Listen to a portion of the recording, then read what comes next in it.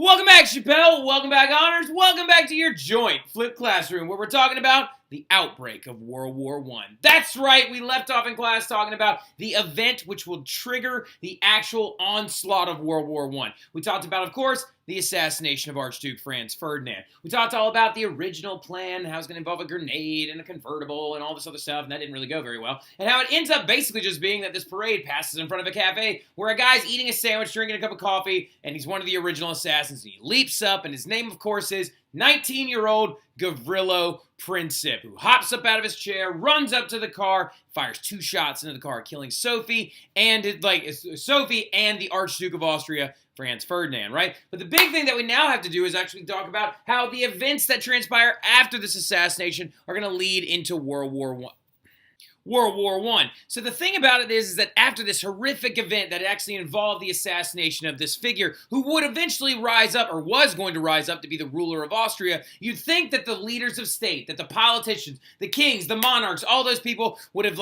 buckled down and been like, we got to avoid this war. Well, guess what happened after this war? Everyone went on vacation. Something about this time period... Not this time period, but the month of July in the early 1900s was historically a time when leaders of state would go on vacation, right? The monarchs and all those guys, the Romanovs, the Windsors back in England would all go on vacation right around the exact time. They're also, by the way, all related, which is really, really ridiculous.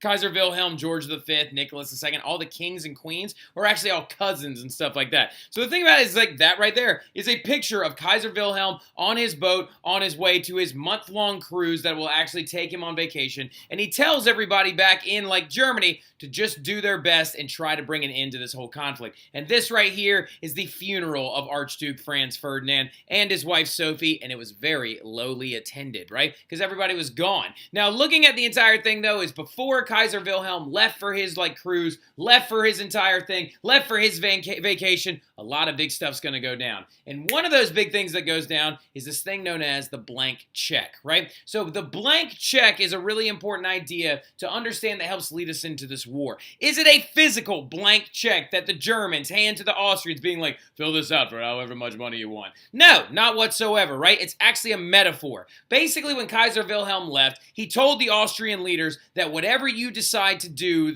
actually after the assassination of Franz Ferdinand, we will support you. The German Empire will support you, right? Well, this is a scary thing because if Austria declares war on Serbia and it ends up kicking this whole alliance system in, then the whole world's going to stumble into war. So maybe Kaiser Wilhelm, you shouldn't have given that blank check away. But they do it anyway. And what ends up happening, the first thing that the Austrians do in July of 1914 is they go through a month-long crisis, right? The month-long crisis of July 1914 is known as the July Crisis, when Austria began to make demands of the Serbians, right? They actually called the Serbians up and they were like, you will do this, you will de-arm yourself, you will oust the Black Hand, blah, blah, blah, blah, blah, blah, blah. They made 10 demands to the Serbian government because they blamed Serbia for the assassination of Archduke Franz Ferdinand and for allowing the Black Hand, the terrorist organization that gave money and guns to young Bosnia to go off and do the assassination, for allowing this entire thing to happen. So when Austria issues these 10 demands to Serbia, knowing full well that they probably won't do all of them, the Serbians, ironically enough,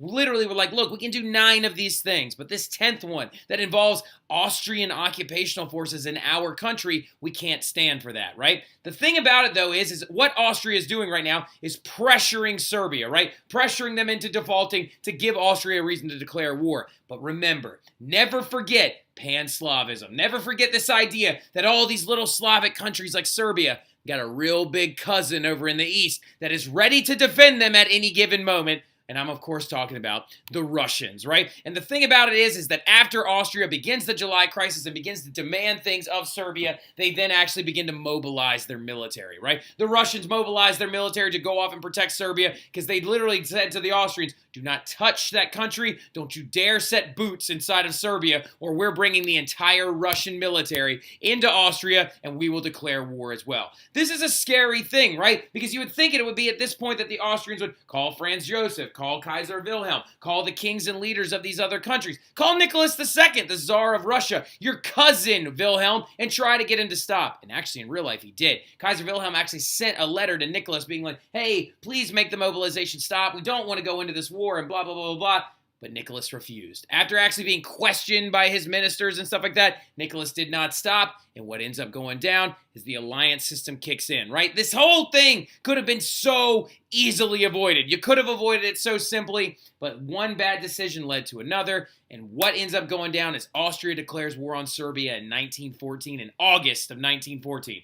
In that moment, Russia then declared war on Austria. Then Germany is going to declare war on Russia and on France out of nowhere. They just turn around and slapped them in the face because they actually were afraid of fighting this two-front war.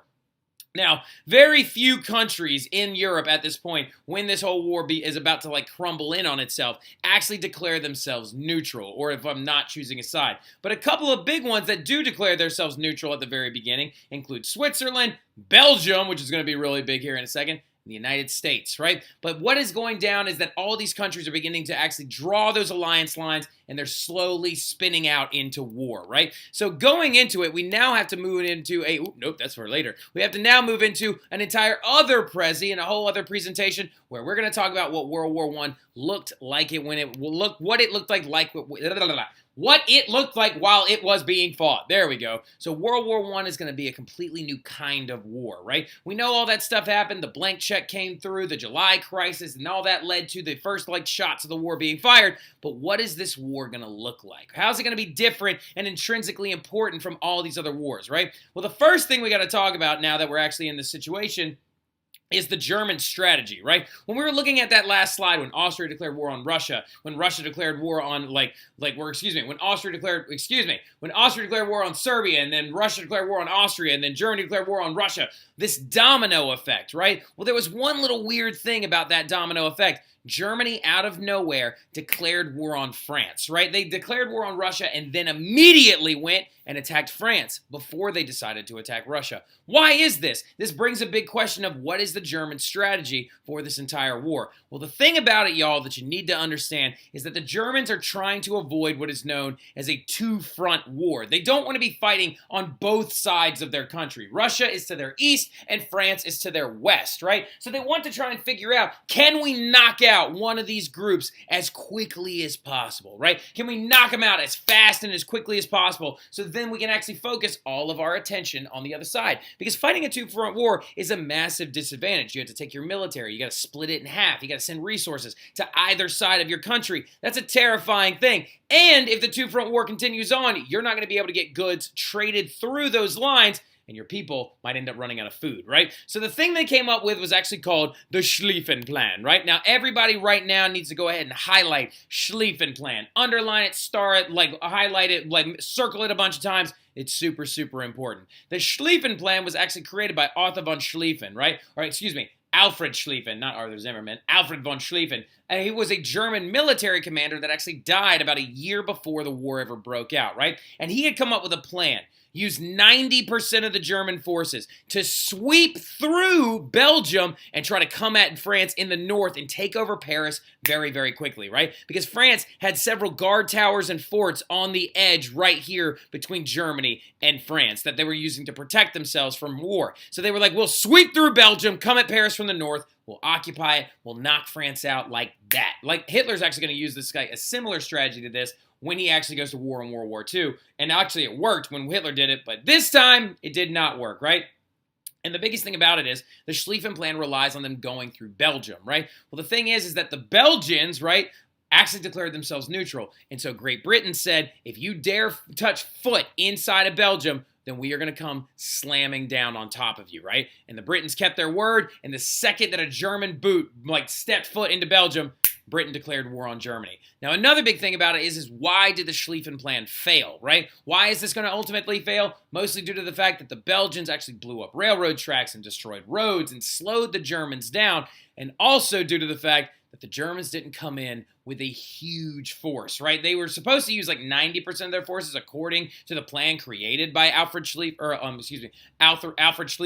Now, the thing about it, though, that ended up happening is they only used 75, right? And they used the other 25% of their forces, and they sent them over to Russia, right? And it's going to actually fail miserably, and we're now going to end up in a two-front war, right? But don't worry, y'all. It's not a big deal because, the two-front war will be fine, right? Germans will be able to figure it out. No, they're not. It's going to be the ultimate downfall of their entire military prowess. house. The Western Front that is going to be established is going to be in northern France and go all the way down to the Mediterranean. And the Eastern Front is going to start in Germany and Austria, get pushed all the way back to Russia. But don't worry, guys, it's going to be over by Christmas. The mentality of this war when it broke out was that actually people were not upset, they were not sad, they were not forlorn whatsoever when this war broke out.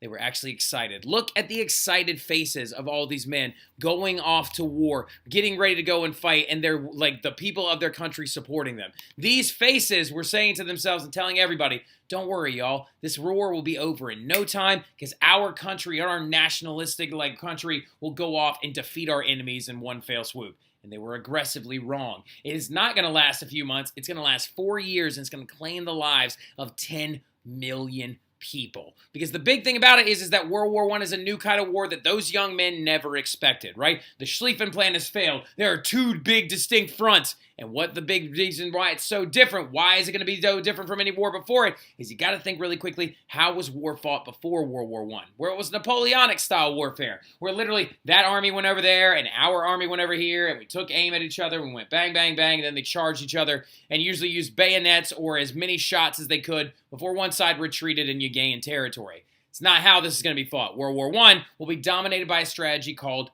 trench warfare, right? Trench warfare, which is going to be a very distinctly intense kind of war that is only really going to be seen in World War I, is when each side of each military dug trenches on either side of a large expansive area of land, right? And so think about it this way. You got a trench on one side, a huge chunk of land in the middle, and then another trench on the other side, right? And the enemies are trying to basically the entire time get into each other's trench to break the lines. This right here is another picture of trench warfare. Those trenches are dugouts into the ground, usually about 6 feet in depth. But the question is why? Why did they dig these trenches? Why is World War I going to be so distinctly different from other wars that have come before it? A lot of it has to do with the technology, right? The Maxim machine gun will be the thing that sends these men into the ground because they have never fought a war against another group that has them, right? Whenever the wars are breaking out in the imperial era, when the Europeans are going to Africa, Southeast Asia, India, and taking those places over,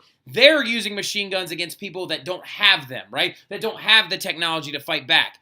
Well, now the Europeans, both sides, have these guns, and they are ready to fire them at one another. So to get underneath the fire and protect themselves from a gun that can fire 600 rounds per minute, they dug trenches to actually get down and get below the machine gun fire. So that weapon right there will be the thing that sends these young men literally into the ground, right? And the trenches will be dug at some of the earliest battles that actually break out during this war, right? And the earliest battle that actually broke out leading to this war was known as the First Battle of the Marne. And it actually looked exactly like this. And it's during the Schlieffen Plan, right? During the Schlieffen Plan when the Germans were sweeping through Belgium and stuff like that, and they actually got stopped in northern France by the French military because the French met them at a small river known as the Marne River in northern France. And they had machine guns that they fired on the German soldiers with, and the only thing the Germans had to hide behind was a couple little small hills. Well, what the Germans are going to do at the First Battle of the Marne is they're going to retreat back and dig the very first trenches of the war, right?